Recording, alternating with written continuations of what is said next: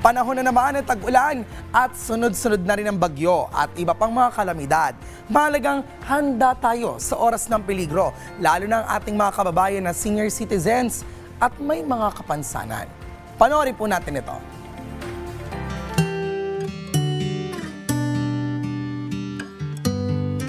Sa panahon ng sakuna at emergency, bukod sa mga otoridad, mahalagang maasahan din natin ang ating mga sarili.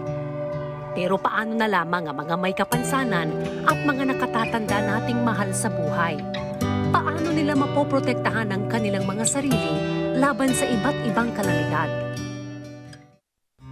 Dahil dito ay taunang isinasagawa ng isang mall chain sa bansa ang Emergency Preparedness Forum na may layuning mabigyan ng kaalaman sa kung paano ang tamang response sa mga kalamidad at mabigyan ng suporta ang vulnerable groups, lalong-lalo na ang senior citizens at mga persons with disabilities upang sila ay maging resilient at handa sa anumang sakuna.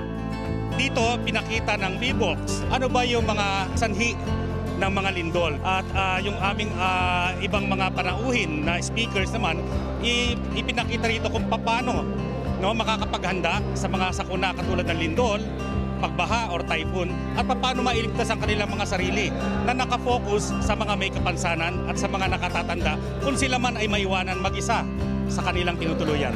Ang inisyatibong ito ay kaugnay rin ng selebrasyon ng National Disaster Resilience Month ngayong buwan ng Hulyo.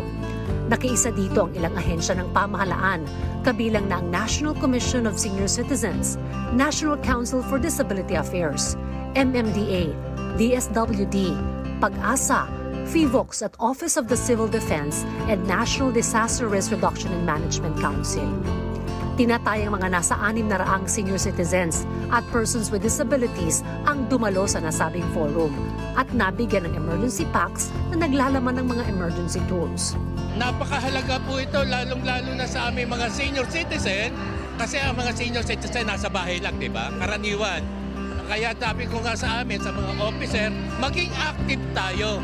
Kaya lagi ko sila sinasama sa mga seminar katulad nito na preparedness para malaman namin kung ano yung mga gagawin natin pag dumating ang baha, sunog at saka lindol. Sa mga kapwa kong mga SK, samahang katandaan po yun, hindi samahang kabataan. Huwag po tayong manatili lamang sa bahay.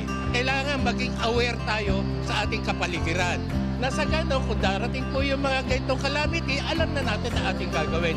Ang mga inisyatibong katulad ng Emergency Preparedness Forum ay hindi lamang para sa senior citizens at persons with disabilities, kundi ito rin ay para sa lahat, para tayo ay maging ligtas.